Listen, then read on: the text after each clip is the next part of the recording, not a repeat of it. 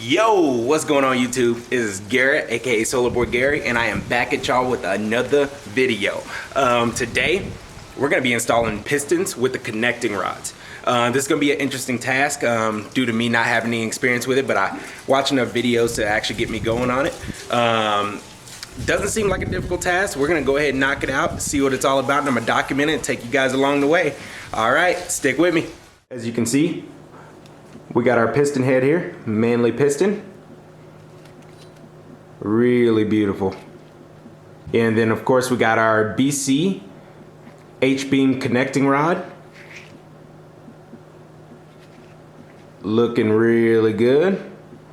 All right, and then of course we got our wrist pin that's gonna go inside of there. It's gonna mate the piston head to the actual connecting rod there, and then you got these little things which are called circlips. Now off of all the videos and things I've been watching, I heard these were a pain in the butt to get in. That don't scare me. Let's go ahead and get this thing rolling. I'll kind of take y'all through the step walk. I'll kind of just put this one together, and then I'm just gonna time lapse the rest. All right, let's get into it. Boom. Alrighty guys, we are back. I got my Manley piston, my H-beam rod. The first thing we are gonna do to make sure everything is good is we're gonna check over the parts. Now they are brand new parts, but it's always good to actually just check over the part, make sure everything is good. First thing I'm gonna do is grab the wrist pin, and I'm just gonna stick it right into the piston, right about there. And what we're gonna be checking for is we're gonna be checking for any kind of burrs or anything that's gonna hold our wrist pin in any way, or bind up is what I meant to say. But as you can see right there, it's fitting in real smooth, so we are good there. And what I'm actually looking for is, of course, I'm looking for any kind of binding, anything that'll be inside of this hole that will bind up my wrist pin, because you want your connecting rod to be able to move inside of the engine with the piston head. But as you can see, that thing slid on real perfect. And we're gonna go ahead and install our first circlip into the piston, and then we're gonna get it going from there. All right, so what we're gonna do is we're gonna go ahead and install our first circlip. So a good way to do it. The first one should slide in pretty easy, so we're just gonna go ahead and roll that. There's little grooves on the inside of the piston where your kind of circlip will sit. Yeah, so all you gotta do is just grab your little circlip, kind of set it on that groove, and then we're just gonna roll this circlip in without damaging your piston, of course. Golly. This shit tough. It's tough. Just like that, guys. We got that one in. That was actually a lot tougher than I thought it was gonna be. And that was just getting in my first one. So the circlip is sitting inside of there. I actually had to use this little mini pry bar to actually kind of push that little circlip in. And oh my goodness, those things are strong, man. Like they are strong. So for a guy with no experience putting these things in, everything's going easy so far, but that probably had to be the most daunting task I ever had to do, especially without trying to scrape up the piston head too much. But let's get to it. Let's start mating the other stuff up to it and go from there. Next thing we're gonna do, we're gonna go ahead and mate up the connecting rod into the piston. So of course, I already put that circlip into that side. So this is actually, those circlips actually help for this wrist pin to kind of stop at the end. As you can see there, it will not let me push that through anymore. It's kind of like a little block there. So that's pretty awesome. So as simple as it already sounds, all we got to do now is of course take a little bit of our assembly lube here, and we're going to go ahead and lube the inside of there, inside of the piston ring there, before we slide the wrist pin in. And then we're also going to add a little bit of lubricant, or a little bit of assembly lube onto the wrist pin itself. Right, so we're just gonna dab a little bit on the wrist pin there. Don't have to go too crazy with it. And just lay that across the wrist pin that way. All right, and then we're gonna take a little bit of assembly lube as well and kind of add it to the inside of the piston groove there. And of course, we're going to go ahead and take our connecting rod and go ahead and install it right in there. Take our wrist pin, put it right through.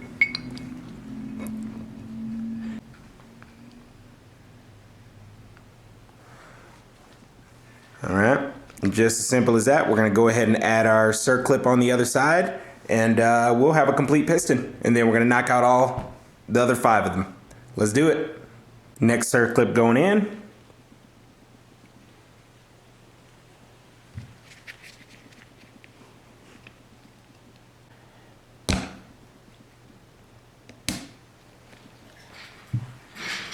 All right, circlip is installed. That's looking real good. We got us a full piston.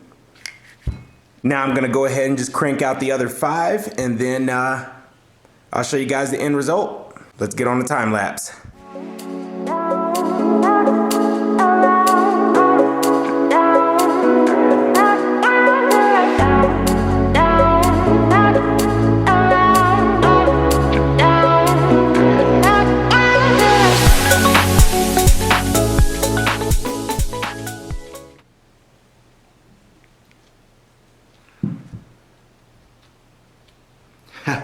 Alright guys, I guess this is going to be a good example of why you shouldn't use gloves when installing circlips. Look what happened. I don't know if you can properly see that. Here, hold on. Look at this. I got a piece of my glove stuck inside of the circlip and the piston. Wow. I don't know what I'm gonna do to be able to remove that, but it's not going to my engine, so I'm gonna try my best to get that thing out and see what we can knock out. All right, see you guys when that is done. All right guys, we got it. This little bugger right there, can you believe, was stuck inside of that circlip right there. Now, I don't know if that would have hurt the motor or what, but I would not want that in my motor just in case. Oh my God, that freaked me the hell out.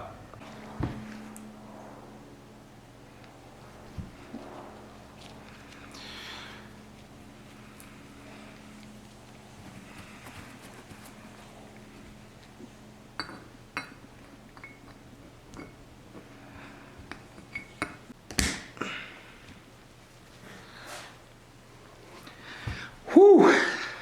That is a wrap. Man, that was a nice task. That thing kept me busy, that's for sure. Putting in those circlips, not gonna lie, were actually pretty daunting. But we got all of them done. They look as good as they came out of the box. Next task is gonna be installing the piston rings. So by doing the research, I actually figured out what we are gonna be running. So the machine shop actually did their due diligence and actually did the measuring and everything for me. So my pistons size are about a 3.40. So they did that and they added an extra 5 thou over for safety. Yeah, so that actually puts me right at a 3.4, so that's gonna be where my bore and everything is. So I'm gonna be in these 2 ranges here. So with the boost that I'm gonna be running, I'm probably gonna be running anywhere from 15 to 30 pounds, which is gonna put me at a 0.007 for the top ring, and then also a 0.007 for the second ring. So what I gotta do is I just gotta go ahead and take the bore times that number there, and that's gonna give me what my ring gap is, which should be 0.023. And how I do that is I would just take a calculator, just like that. All right, and then I would just take my bore, which is 3.40 times 0.007, which gives me 0.03 or 0.023. Of course, I match that up with my feeler gauge there, which puts me about 0.58 millimeters. All right, so that's pretty much where your ring gap is supposed to be. Yeah, for that one. So we're gonna go ahead and get gapping on these rings and stick with me through the video. Let's do it. So one thing that I really like to do here is actually get really organized. Okay. Yeah. So so the first thing that I would do is I would draw out pretty much my rings of what bore they're going to be going in. So I would do 1, 2, 3, 4, 5, 6. I have exactly 6 bores, of course, or 6 piston rings that I have to line up with the bore. So this one here is going to be number 1, 2, 3, 4, 5, and 6. And I'm going to be matching those up with the bore of the piston ring that I actually filed down for that bore. So as soon as I file down those piston rings and actually put them into the bore of the first, second, or third, and so on and so forth, they're going to eventually mate up with that bore. And then we're going to go ahead and install the piston rings on the pistons themselves. And that's going to mate up and let us know which piston goes to the correct bore. So let's go ahead and get to it and let's get to work. All right, so let's go ahead and get cracking on this. So what we're gonna be doing is we're gonna take our first piston ring bore, or piston rings for our first bore. We're gonna go ahead and open it up. All right, you're gonna get 5 different kinds of rings. First, you're gonna have your oil ring, kind of accordion looking ring there. And then you're gonna have your smaller, more flexible rings there that are gonna go with the oil ring there. All right, and then you're gonna have your top and bottom rings. These rings, when you go to install them, I'll show you kind of how that typically goes and what orderly fashion to do them in. Pretty much all you really do is these ones will easily go onto it just because they're flexible. These ones are, however, not. You're gonna have to use a special tool to get those on. A lot of people know how to do it without the special tool, but I would honestly just feel safe to just use the tool. I'll show you guys that later in the vlog there. But so what you're gonna do first is, of course, you're gonna grab your piston ring. All right, and then you're gonna go ahead and put that inside the bore there. Just like that. All right, and then we're gonna go ahead and take a piston and we're gonna go ahead and put it in there. And then we're gonna push it down and make it really flush. All right, and then what we're gonna do is we're gonna line it up with the bore like that, or with the piston to the bore, just even, just like that. And then that's gonna leave us with a ring end gap that actually sits in here. Here, let me show you guys kind of what that looks like on the inside there. All right, so this here is gonna be your ring end gap. So in there, that little gap that you see on the piston ring there, that's where you're gonna be putting your feeler gauge and actually matching it up with the one that you need. So in this case, for this instance, I would need to get mine to a 0.023 for the rings that I want.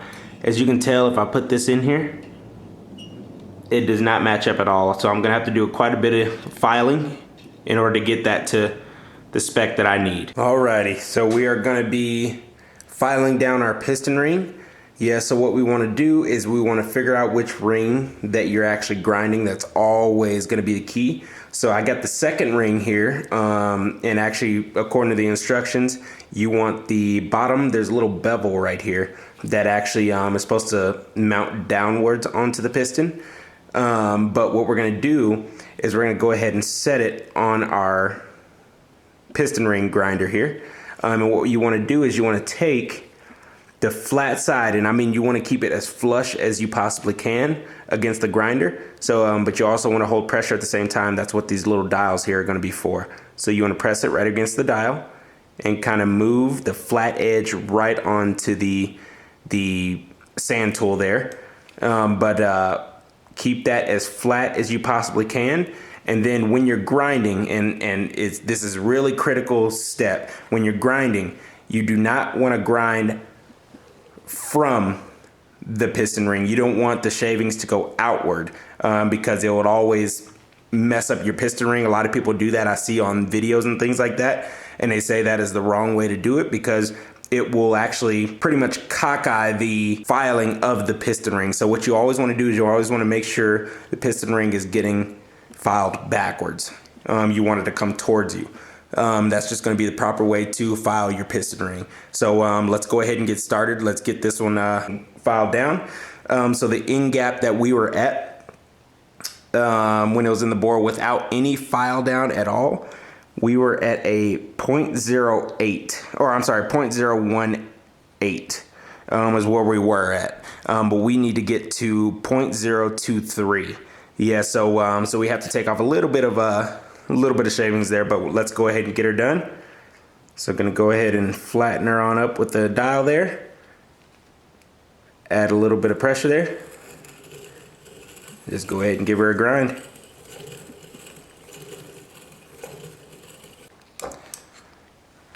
All right, and then once you got your material cut off of that, what you want to do is you want to go about it with some sandpaper and actually try to get out any kind of burrs or anything that would be from your filing that you did. Yeah, so and that's what you want to do there. So I'm gonna go ahead and let you know when this is done. Alrighty guys, our first ring gap is done for our first cylinder bore. Yeah, so right here I got 0.023, that's where we need for our gap there. You guys can see that little ring gap. So here's the feeler gauge that I need. Slides right on in. No drag. Perfect. Alright, next thing obviously what we're gonna do, go ahead and take our ring out. Alright, try to take it out more gentle than that. I kind of just did that with one hand. Go ahead and put it next to your first bore of rings. So I already got my top and second ring done. So now it's just time to tackle out the rest and get the rest of the bores going. Alright, I'm gonna put you guys on a time lapse. Hope you guys enjoy.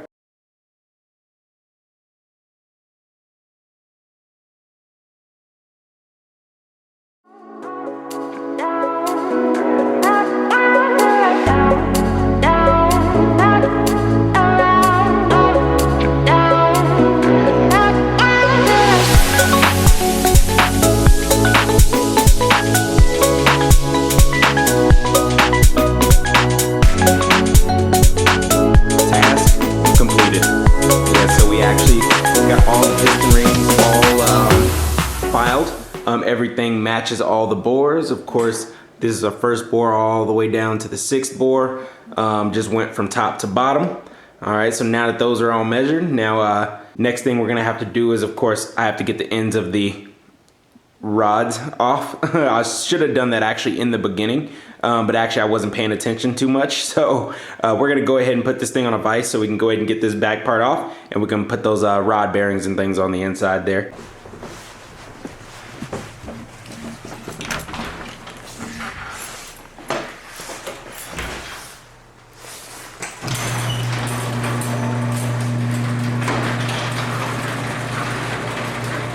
Damn, look at all them leaves.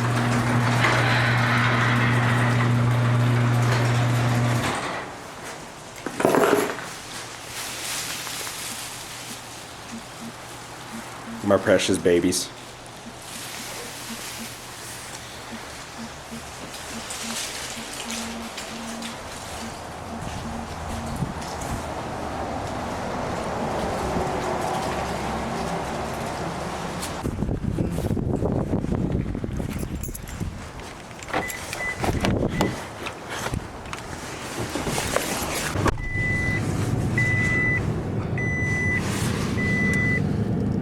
My bad, dog. Big dog. Home skillet biscuit. Let's get it.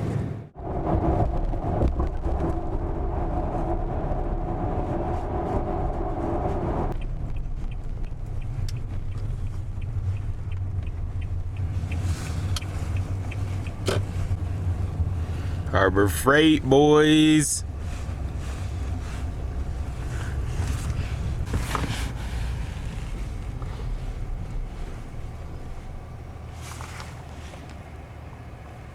All right, y'all, it's the next day. We're here at Harbor Freight Tools because I had a little bit of a oopsie last night.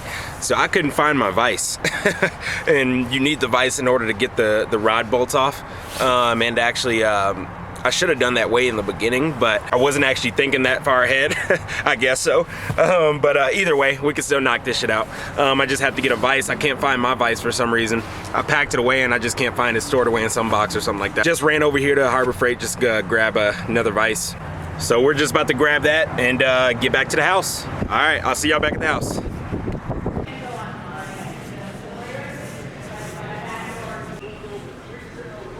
Bro, what? $5.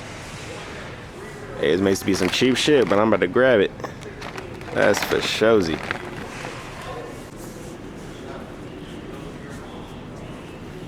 I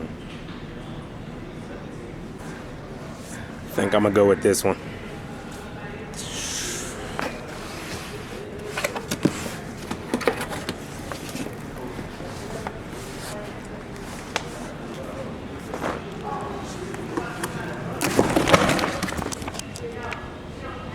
Bruh, I dropped the fuck out that vise. But I don't give a fuck. Let's take this shit home. Man, every time I go into that store, I always come out with some shit I don't need. That's some bullshit. But it's all good. It's all good. Eventually we will need it. All right, y'all. Let's go mount up this broke ass vise. All right, about to set up the vise now. To all my mechanics out there, and just people who like to work on their own shit, this is probably the best feeling in the world. Having spare bolts off of all the shit that you worked on. Because I did not have any hardware to mount this thing up, bro, and I scavenged for bolts, nuts, and everything, and I was able to find, look at that. I was able to find 3 to be able to mount this shit up. Let's go. That's satisfying as hell.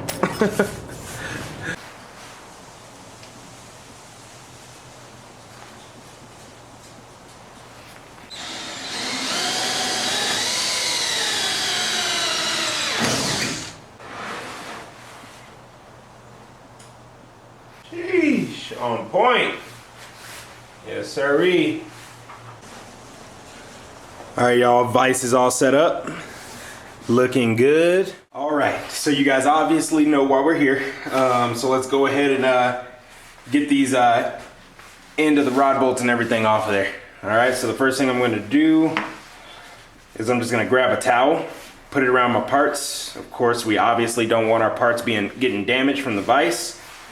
So just gonna kind of stick that in there, just like that, and tighten that baby up. Tighten her on up.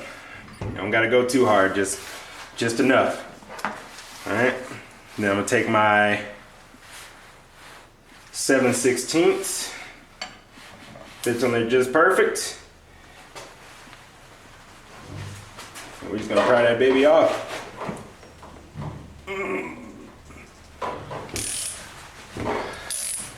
Sheesh. Hey, them hoses on there. Let me get some a little more leverage.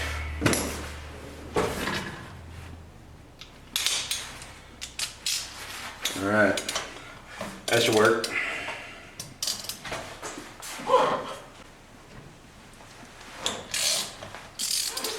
There we are. That's loose. On to the next.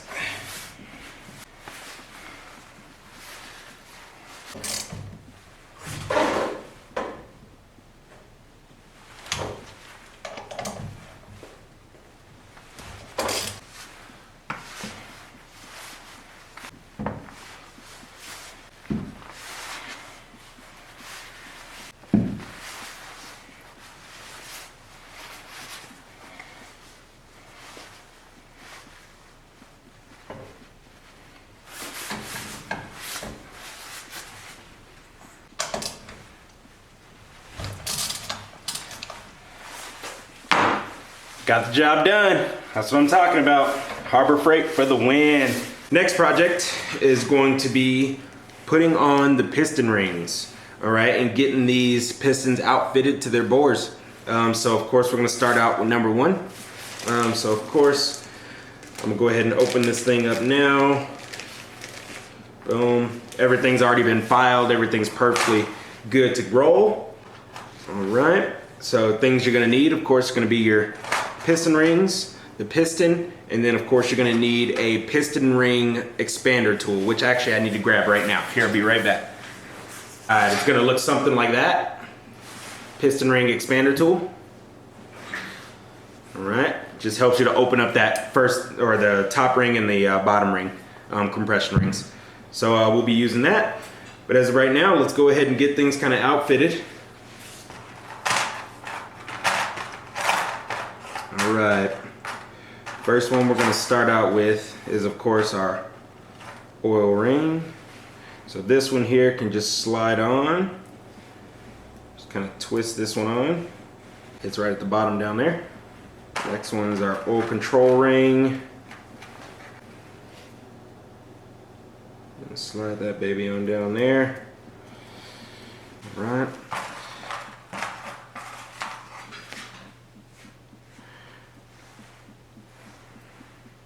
There it goes. All right, sitting flush with that one now. For having no experience with this stuff, it's pretty daunting, not gonna lie. But I watched enough videos to tell me exactly what to do, which is awesome. Which I'm glad people are actually making YouTube videos to show people what they have to do, which is totally awesome. Boom, so we got those rings on there. I don't know how good or how well you can see that, but we got the regular ring, of course, your oil control ring, and then your other top ring for that control ring. Now we're gonna install our compression rings. So you have a top and you have a first secondary ring, or you have a first ring and then you have the secondary ring. They do have an orderly fashion, which they do have grooves and stuff on the inside of them. So your second ring, the one that goes on the bottom side, the groove has to be facing downwards, and there's a dot that's going to be on the top of the ring that's supposed to be going up on the piston. So we're going to go ahead and install that. So once you figure that out, you go ahead and just put it into its slots here. Boom, just like that. We're going to install it on the second ring. Open that up.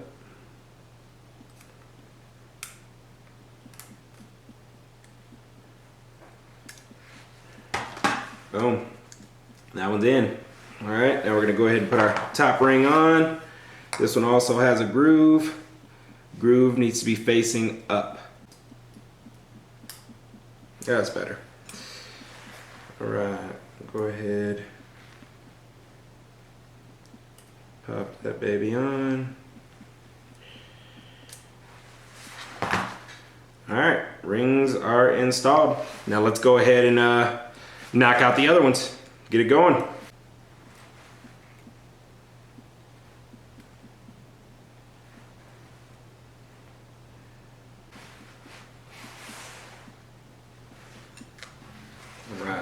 And I'm also marking the pistons as well. That way I know which bores they go to.